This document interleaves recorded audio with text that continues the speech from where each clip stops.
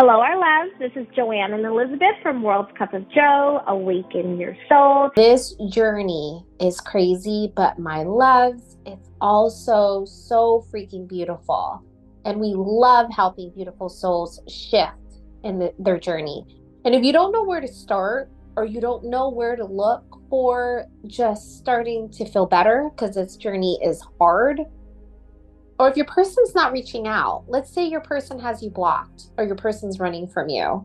If you're not in communication, I would say start with our 30-day twin flame detox program. That program, my loves, the 30-day twin flame detox program is life-changing. It is life-changing. It will literally hold you, your hand, step by step, in getting into this place of soul and releasing the addictive energy. So many beautiful souls work the detox and their person comes in even way before they finish 30-day detox. So if you are lost and you are not in communication, that is where I would definitely start. If you are in communication and you're balancing your person, but there is this push and pull happening, or they come in and they come out and you're looping, or they come in and you just don't know what to do, I would say definitely do our ultimate balancing program, where you can balance each connection from the first text, the first date, the first intimate experience, all the way to correlating experience, where me and Elizabeth are both at. So welcome to all of you beautiful souls who's found us. This is your home for balanced energy, my dear. And we will continue to guide you in this cray-cray, beautiful journey. Go ahead and get us started, love. Here's the question. I'm trying to interact with my person without any expectations or preference. He's been telling me that he has this fantasy. I ask myself this question: is this putting me first, or is this to please him? He's able to be in my space every day through emails. How can I navigate these scenarios in a twin flame journey? Also, we have talks about our work, career, life in general, and yes, sexual talks too. He is there when I have breakdowns. Regarding sexual talks, it doesn't feel weird, awkward. It feels so natural, mutual, and feels right. I heard that it is my sexual energy that he is reflecting back. Honestly, I have sexual feelings for him, and I'm pretty sure that there won't be a day that I'm not attracted to him sexually. Like no day that he didn't want all of me. I am confused what to do and what not to do in this journey, especially in this long-distance relationship. He says that we are in a long-distance relationship, and I know that is not what this is. Scenario. Would like to hear how you navigate through scenarios like this. So I would say stop trying to figure it out. The more you are balanced, the more your person starts talking cool stuff like that, where he's actually creating the label. I know mine has been looking for this moment where he acknowledges and recognizes there's something here. Your mind was like really having a preference of what is this, what is happening, and now your person is seeing it and labeling it. And our job is to just be with your person feels balanced to interact with you on. And so if you're both interacting in a long distance relationship, right? Let's say that's what the mind labeled it. What that looks like is the same thing as somebody who's seeing their person every day, or is the same thing as somebody who's talking to their person every day. You still have to align with soul. So every interaction is always going to be from a place of soul.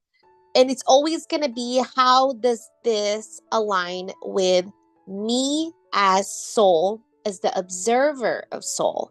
So yes, you can interact with your person in all of the scales of consciousness, from peace, love, joy. The energy of desire, when you're seeing your person separate, that will push. And your person will only be able to interact with you when you are able to balance the lower scales of energies consistently. They can interact with you to a place where there's no separation between the both of you, because you're able to balance each and every one of those interactions.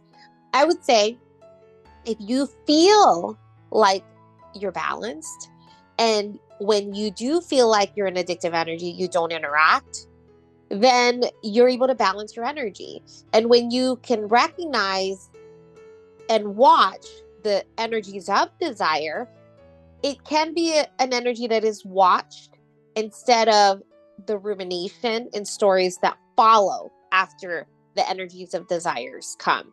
And that's how a lot of people loop, is because they get that energy of desire, they get the hit, they get the physical aspect of their connection, and then they will leak off of whatever their person is showing and interacting with them on. And then they start getting into mind. When you can technically balance anything that comes with your person, and you can be in a place of neutrality, even if they're coming with sexual energy with you, because again, that's your energy, you have to balance that energy as well. Because what can happen is you can overdose on the addictive energy, and your person can interact with you. And if they are able to interact with you on a daily basis, then that means you're able to balance the energy. Even if the desire energy is coming up for you, you're able to find a place of neutrality where you're not in mind. And when you do get in mind, you'll find they'll pull.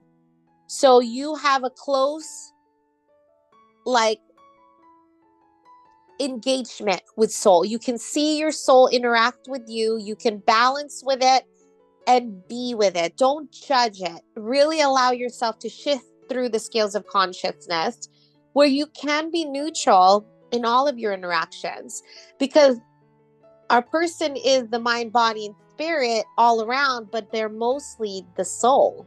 The mind and body is a temporary version of them, just like it's a temporary version of you. So if you're interacting with mind and body, you're missing the soul. And being soul is all that's being asked from you. So if you can be present and you can be without expectations, without preference and judgment, they can still keep coming.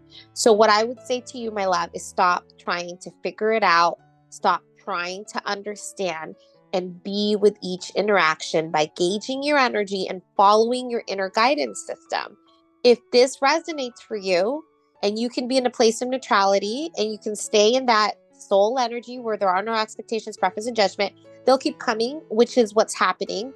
But if you want to sustain a permanent relating experience where your person will not pull, you have to be able to watch the addictive energy when it heightens, because the energy of desire does have a tipping point. You can't be in desire and maintain a permanent relating experience, because there's going to be an overdose. You can, however, interact in intimate ways, right? And balance those through neutrality by no expectations, preference, and judgment. We had this beautiful soul who was always interacting with her person physically, intimately. And every single time afterwards, they would get in mind and they would have a lot of regret. And that's what would make them push. It wasn't the physical intimacy that was making her push. It was afterwards, and the feeling that came after each interaction. And I got a little bit of element on that from this question, where it's like, where is my alignment? Which part of this is for me? And those are going to be what you want to gauge, because that's the part of you that you will have to watch to make sure that you are not people pleasing for your person, that you are not bending over backwards just to get a little bit of attention from your person, because those are fleeting moments. When your person is interacting with you, they're interacting with you in this place of soul by being with your energy in however way you're sending that energy out. The more and more you balance the energy of desire, the more and more you can reach the energy of neutrality. And my love, the part of you that's saying you're always going to be attracted to your person is, you're always going to be seeking them in that intimate way, I totally understand. I resonate with that, like, really accurately, because our people are amazing, right? They're our biggest drug. But this is a connection of energy. And so you have to balance your energy, and you have to watch that addictive energy that can get heightened from the energy of desire. And you are not the one that desires your person. Your person is not the body. Your person is not the mind. There is no separation between you and your person. So the part of you that really likes and wants your person intimately, sexually, is not you. It is not you. That is the false you, right? That is ego. That is mine. Your person is you. So there is no other to desire, because you are your person. Once you release the desire, all of the suffering goes away because you are not separate. You are one. And when you are intimate with your person, in order for you to sustain sexual intimacy in the physical, is through balanced, neutralized energy, not desire. So that part of you that feels like I'm always going to desire them sexually and this is never going to go away, that is not you. Desire does go away, because if you were the desire, you'd be in that energy all day, and you're not. You can transmute that into creativity. And that's what we always encourage for everybody. If you're having a lot of sexual energy, harness that energy, transmute that energy to one of creation. You're giving birth to your soul purpose or anything that brings you joy. So you're not stuck in the lower scales of energy, and you're able to bring that up, right?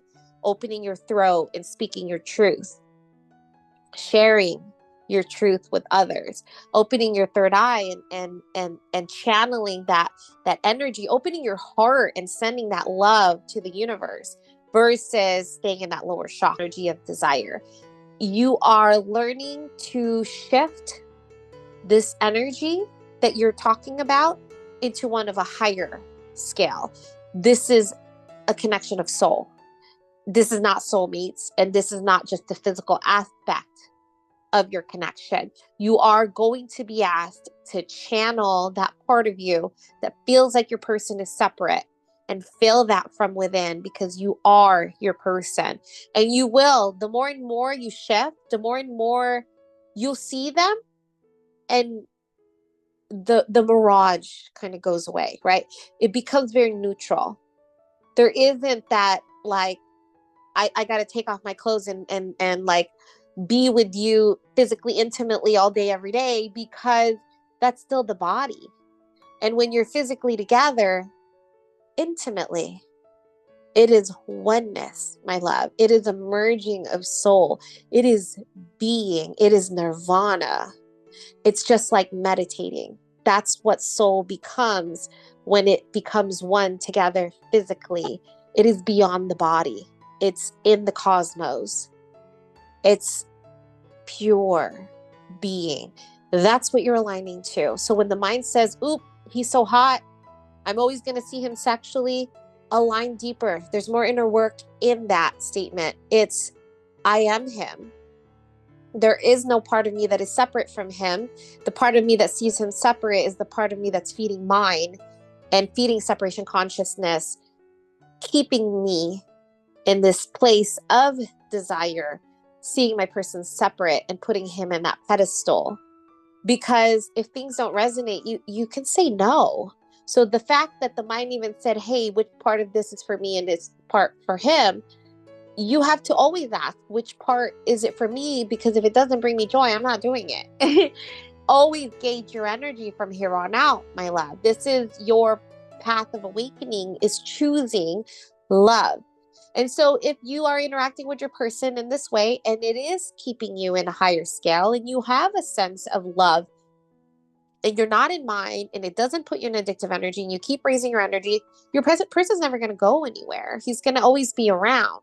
But if it does, and you see that it does activate addictive energy, it does put you in mind, it does put you in the stories, because it sounds like there's a part of you that is trying to figure it out, trying to label, trying to understand, then there's more work for you to release, to align, and to be with the magnetic state of soul, which is everything. No separation, my love. There is no separation between you and your person. There is no other to desire, because you are the other. You are everything. You are what you're desiring. So when you see your person, of course the mind sees my person separate. I am them. Of course the mind sees them in this high state, because my energy is addicting and my energy is amazing. I love my energy. Let me embody the soul energy that I am, because it's not separate from me. And that's how you go within and become whole, versus that's my person over there. He's so hot. Separation, right? Push. I am my person. I am what I seek. Let me become the soul that I am. So deep. Go ahead, my love. Yeah, I agree with that wholeheartedly. And I really want to point out the part that says the part of you that has to ask, that's mind. When you're at this place where you really are balanced with the energy, the desire energy, the sexual energy, it is all about you. There is no thoughts of how is this going to please them? What is this going to do to them? It really does become like everything else in this connection. How do I feel? The questions will always be about you. How do I feel? How does this make me feel? What am I doing? Like, it's never going to be with thoughts of them. And that's how this connection is always run in everything, in every aspect of this relating experience. You're always asking yourself, how does this affect you? How does this make you feel? What is this doing for you? There's never any questions pertaining to what they're thinking, doing, or feeling in regards to what you're doing. And I think that's the biggest shift that is really hard, because we are so prone to people pleasing. We are so prone to thinking how our actions or interactions affect others, that this is the connection where you don't do that anymore. You're always going within and seeing how it affects you. So if the question is, how do I feel in this? I like feeling this way. And if the thought is even, what is he going to think about this? Then you're doing it for an external. And therefore, you're not doing it through the space of no preference or no expectations. So really start understanding that all questions have to be directed to you in this state. And that's how you're raising the energy of the desire out of the lower scales and into one of neutrality. Yeah, it's not even a doubt. It's no, I'm amazing. I'm a goddess. I'm being, and I don't give an F. I don't give an F about what my person's doing, thinking, and feeling, because I am aligning with me, for me, in all areas of my life, however I'm being. And that's how you'll never be able to push, again, when you start keeping the intent focused on you at all times. There's not even a doubt which is for you and what's for your person, because it's never going to be about your person anymore, ever, my love. You're never going to have to worry about, is this for my person? Because you are your person. So you have to go back and make everything about you from here on out. I only make conscious decisions for me from here on out. Does this make me feel like I'm in the energy of joy? Am I in the energy of peace? Or am I in mind, fear, separation, desire, right? Jealousy, anger, anything in a lower scale? Watch those fear-based energies. Anything that keeps you in the lower scale will only keep you in that scale separated in your separation consciousness, versus I am soul, I am one, and you keep shifting back up, right? It's kind of like you get to see the desire, which is in the lower scale, and you shift back up to the oneness where you can be one and align with the knowing. Of course, I'm going to see the mind desire my person. I am my person. I'm literally the energy of soul. Of course, I'm going to see them godlike, because my energy is so amazing. And it is an energy that is me. And so it's intoxifying. And so then instead of feeding the separation consciousness, you're now aligning with the unity consciousness, and you're feeling into your oneness of soul, when not just with your person, but with everyone. Feel into your oneness with everything. And this is how you shift out of desire, out of separation consciousness. You feel into your oneness with everything. Be so intimate in the now, right? The mind wants this intimate sexual experience with your person. Be very delicate with the present moment in that way, where it isn't push. I'm going to be so delicate with the wind. I'm going to be so present and feeling my goddess soul energy in this moment, where I can see the skies move in slow motion. When I can feel my fingers in this moment, and it is enough. This is soul. This is unity consciousness. When you could be one in all that you are, all desires wither away. When you can end your desires is when you can have ultimate freedom. Made me think of something, and okay, you're being all soulful right now, but I want to be sort of real. I want to be real and raw with all of you guys in regarding this question and the desire base, because like that human side of us does come out, right? Where we have desire. So this might be like TMI, but seriously, it almost becomes like my person is a prop. And I think he jokes about that sometimes. And it's because I never care about what he's thinking, doing, or feeling, that he almost becomes a prop in the sexual engagement, if that makes sense. Because I never ask, like, how's this for you? Or, you know, it's never about him. It's always about me. And I think that's the biggest shift of us intimately from pre-separation to now balanced energy, because it is all about me. You know what it is you're not attached to the body anymore. And so you're not trying to figure out the body or the mind of your person. Well, think about it. Okay, so a lot of times in soulmate connections, there's so much mind activity. And this is why when you said when people are balancing and they're balancing the intimacy, it's not the intimacy that gets them triggered or gets them in mind. It's the aftermath, right? But there's a lot of times that in intimacy as well, especially with soulmates, there is the whole, are they happy? Do they like this? There's a lot of projecting of what the other person is thinking. Well, again, this is you. And I really want to stress this, because this is you. When you're asking, how do I feel? How does this make me feel? What is this doing for me? You're really asking at the same time, if I'm being pleased right now, then naturally your person is as well. But you don't have to ask about them, because all that matters is you, because you are one. So that's why when I say my person sort of jokes that he's a prop, but he's always going along with anything that I want to do, because in that same area of me being pleased, I'm transferring the same energy to him. And he's made comments about like the energy, like this is where those mind blows, I can't ruminate. He makes comments about how the energy is out of this world. And those are his, it's not verbatim because I don't ruminate on it, but those are the kinds of things he's saying. And why is the energy out of this world? Because I'm solely focused on me. But by me focusing solely on me, that energy is transcending to him, because we are one shared soul. So it is not the same soulmate where, okay, let me make sure that they're happy. When you're happy, they're happy. When you're pleased, they're pleased.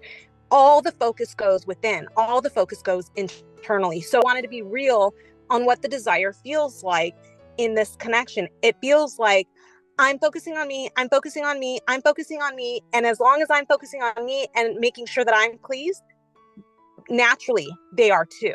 Like intensely pleased. That's what I mean. They are so freaking intensely pleased when you're pleased. Because they're you. Exactly. Yeah. Man, every time we do a video and it gets really, really deep like this, there's just this like silence that stays still. There's this like stillness that just, because you have to take that in. You have to really take that in. I'm being asked now to fully be authentic with myself by being truly free and not see him separate. Yeah. And in that state, they are everything the mind is wondering. Is he having a good time? Is he enjoying this? It's why we say they will never find anyone that can be us. And it's why we say, well, good the F luck, and we truly mean it, because we have witnessed the energetic response from them in all states, right? Like, and sexually as well. I have been like, there is no topping us, because we are one. So everything that is like that energetic connection, that's when we say there's fireworks, and that there's no other duplication of this intenseness with anybody else, because we are choosing us. But while we choose us, it's them too. Yeah. It's kind of like making love with the universe, God. There's no judgment. There's no expectations. There's no preferences. You're fully free, and it's unconditional love.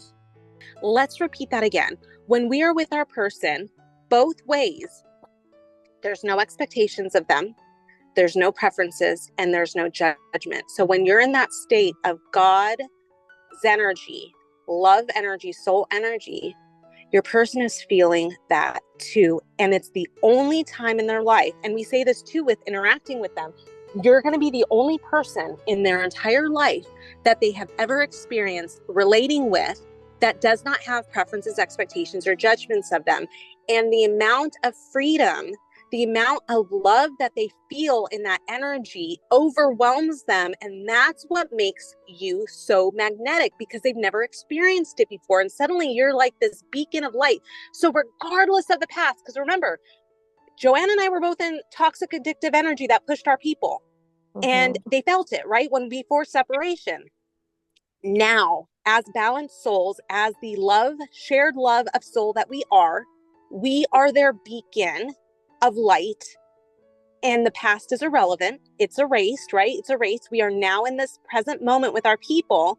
And we are the one person in their entire life that interacts with them through this space of no preferences, judgments, or preferences or expectations. And that's why when they are around us, they feel amazing, because no one else can send that energy to them, that God energy that we as one shared soul can give them. And it makes us like the best thing ever to them. Yeah. Because there's no other them than you. There's no other polarity that can match that same energy than you. You were the exact creation of match of the vibration of soul. And this is sort of a tangent, but I want you guys to, this is the reality, right, of interacting on a daily basis. So my person's mom just got really sick last night, and they thought she had a stroke. And his son's in town. It's his last day. And so my mind was asking him this morning, like, I wasn't even thinking about it. I was just asking him, so like, what are you doing? Are you going to jujitsu after work? And he was like, it all depends on my mom. And then I asked another question of like, I forget, but it was like basically what your plans are after work. And he was like, I don't know right now. And it's not that he pulled, but I felt that energy, and I like snapped out of it really quick. And I was like, wait a minute, questions. I'm asking him questions. And I really quickly was like, oh man, I'm sorry. Like, I know that you don't even know. And he was like, no, it's okay. It's okay. I just really honestly don't know what I'm doing. It's all going to be based on my mom. And his energy shifted again, right? I felt that energy shift as soon as I realized I was in mind and asking him questions of what his plans were. It was like, hello. And that's what they always are for us. They're this reminder of, you're in mind. Even though it wasn't like low scale, it was still a question of, what are your plans? And they can't handle that. As simple as asking something like that, you can already automatically feel this like little tug from them. And that's your reminder of, oh crap, I'm in mind. I'm asking questions. And I know for the mind, it's really hard for you to hear that, like, what, I'm not ever allowed to ask questions. But really, that's truly what it is. They are this energetic reflection of us and where our thoughts are at. Am I in mind or am I in soul right now? Yeah. It's a perfect measuring stick instantaneously. Me and my person have been talking about, okay, because you guys, I feel so balanced. The mind judges, why am I so balanced that he still pulls? And he's been using the terminology that doesn't resonate for me, the push-pull, right? He's telling me I'm in mind, but he doesn't know how to say it. And so he's telling me, you're in mind. I'd like you to be in soul, in his own verbiage. And my mind gets really activated because I'm like, I need to make sure that I don't have conditional love. Like, this is conditions. You're making me have conditions. But that is unconditional love. Unconditional love is to be love. You are simply being love in the energy of love. And my person is asking me to be the energy of love because that's how we were created.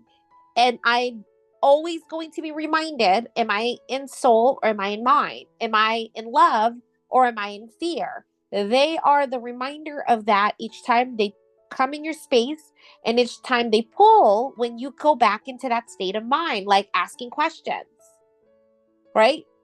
Elizabeth's person is so present with her and she's asking him to meet her in mind and he's like, I don't know. And then she goes back into soul again and he's right there too. Asking about the plans later on was It future. is fear.